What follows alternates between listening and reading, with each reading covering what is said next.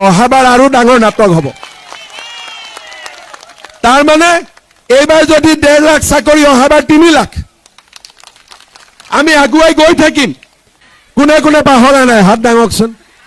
বাপৰে মোক বেলেগ সোধে পুলিচৰ চাকৰি কেতিয়া ওলাব, কামাণ্ডো কেতিয়া ওলাব, ফৰেষ্ট কেতিয়া ওলাব।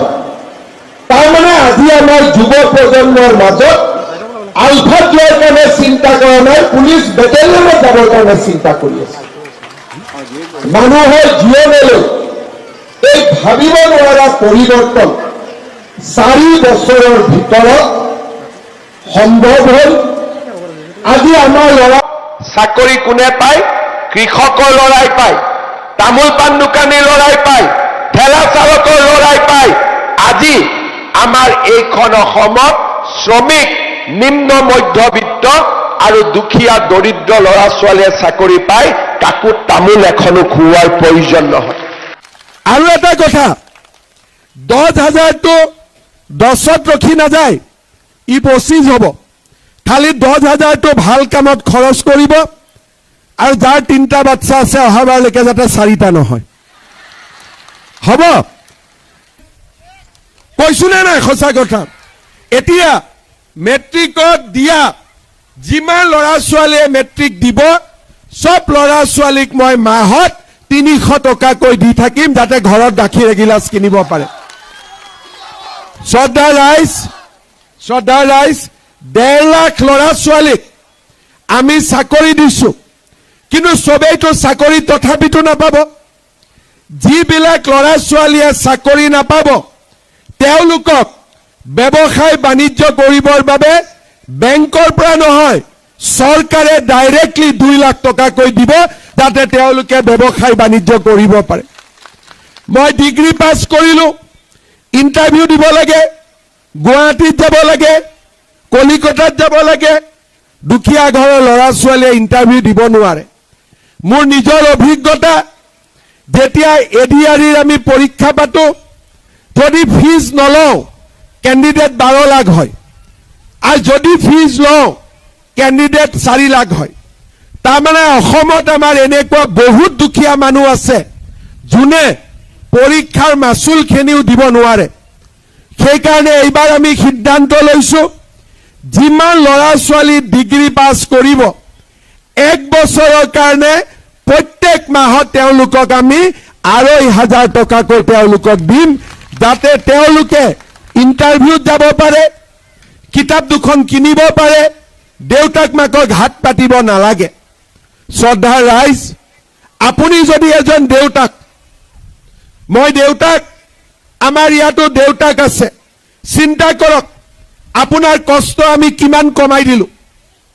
আপোনাৰ পৰিবাৰে 1250 ৰেচনত চাউল, দালি, নিমখ, চেনি, গেছ, ইলেক্ট্ৰিচিটিৰ দাম 1 টকা কমিলে আৰু 1 টকা কমিব। আপোনাৰ ছোৱালীজনী ল'ৰাটোৰ চাইকেলখনো চৰকাৰে কিনি দিলে। মেট্ৰিক পৰীক্ষা আপুনি চিন্তা কৰিব নালাগে, 300 টকা আমিয়ে দিলো। ল'ৰাটো BA পাছ কৰিছে, ইণ্টাৰভিউ মাৰিব যাব লাগে, আপুনি পইচা দিব নালাগে, আমিয়ে দিলো। ঘৰত বেমাৰ হ'ল, 5 লাখ টকালৈকে চিকিৎসা আমিয়ে দিলো। আৰু জিঅ' টেগিং হ'ল, পকা ঘৰ এটা আমিয়ে দিলো। আৰু কৃষক সন্মান নিধিটো টকা আমিয়ে দিলো। লুঙি ধুতিতকৈ ভাল নে বেয়া? একদম নিজৰ মনৰ পৰা ক'ব, লুঙি ধুতিতকৈ ভাল নে বেয়া? শ্ৰদ্ধা ৰাইজ, ইয়াৰ লগতে আৰু আমি কি পাইছো? বিজেপি চৰকাৰ আহিলে শান্তি পালো, সন্ত্ৰাসবাদ নোহোৱা হ'ল, চাকৰি বিনামূলীয়া হ'ল, অসমৰ বিহু বিশ্ব দৰবাৰলৈ গ'ল, অসমীয়া ভাষা ধ্ৰুপদী ভাষা হ'ল, চৰাইদেউ মৈদাম বিশ্ব ঐতিহ্য ক্ষেত্ৰ হ'ল, লাচিত বৰফুকন সৌৰ্য বীৰ্য জগত বিয়পি গ'ল। আৰু প্ৰথমবাৰৰ বাবে আগতে চৰকাৰে লাজ কৰে যে মন্দিৰক দিলেতো মছজিদকো দিব লাগিব, নামঘৰক দিলেতো মছজিদকো দিব লাগিব। মোৰ ভয় লাজ একো নাই, 25,000 নামঘৰক যোৱা মাহত 3 লাখকৈ টকা দিছো। প্ৰথমবাৰ আমাৰ মন্দিৰ, আমাৰ নামঘৰ চাৰিওফালে আজি কৰবাত নহয় কৰবাত হলেও টিংপাত কেইখন বদলিছে, চূণ তেল পৰিছে। আমাৰ স্কুলবিলাক কোনোবা এমপিয়ে 5 লাখ 2 লাখ ইয়াতে এটা ঘৰ বনাই, তাতে এটা ঘৰ বনাই। ডন বস্কোখন দেখিলে, আমাৰ স্কুলখন দেখিলে বেয়া লাগি যায়। এতিয়া আমি কৈছো সকলো হাইস্কুলতে আমি 8 কোটিকৈ টকা দিম আৰু ডন বস্কো সেন্ট মেৰিস্কতকৈ আমাৰ স্কুলখন দেখিব ধুনীয়া হ'ব। এই স্কুলৰ নিৰ্মাণ কাৰ্য চলি আছে আৰু সকলোতে দিম, এখন দুখন নহয়। কংগ্ৰেছৰ দিনত অংগনবাদী কেন্দ্ৰ পাৰ এটাও সোমাব নোৱাৰে, বাচ্চা সোমোৱা বাদ দিয়ক। এতিয়া আমাৰ আদৰ্শ অংগনবাদী কেন্দ্ৰ।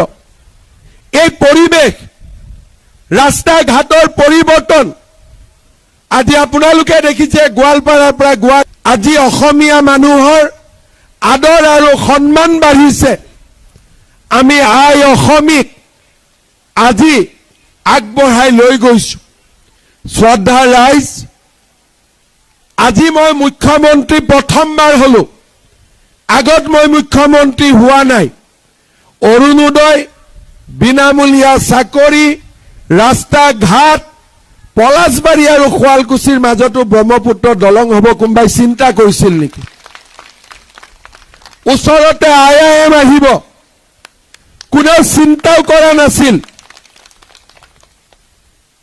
শ্ৰদ্ধা ৰাইজ, প্ৰথম 5 বছৰ নাটকৰ আগত নৃত্য নাটিকা ওলাই নহয়, এইবাৰ নৃত্য নাটিকাহে, অহাবাৰ আৰু ডাঙৰ নাটক হ'ব। তাৰমানে এইবাৰ যদি 1.5 লাখ চাকৰি, অহাবাৰ 3 লাখ। আমি আগুৱাই গৈ থাকিম, আমি পিছ পৰি নাযাওঁ। শ্ৰদ্ধা ৰাইজ, আপোনালোকে মাত্ৰ বিজেপি দলক, নৰেন্দ্ৰ মোদী ডাঙৰীয়াক সমৰ্থন কৰক।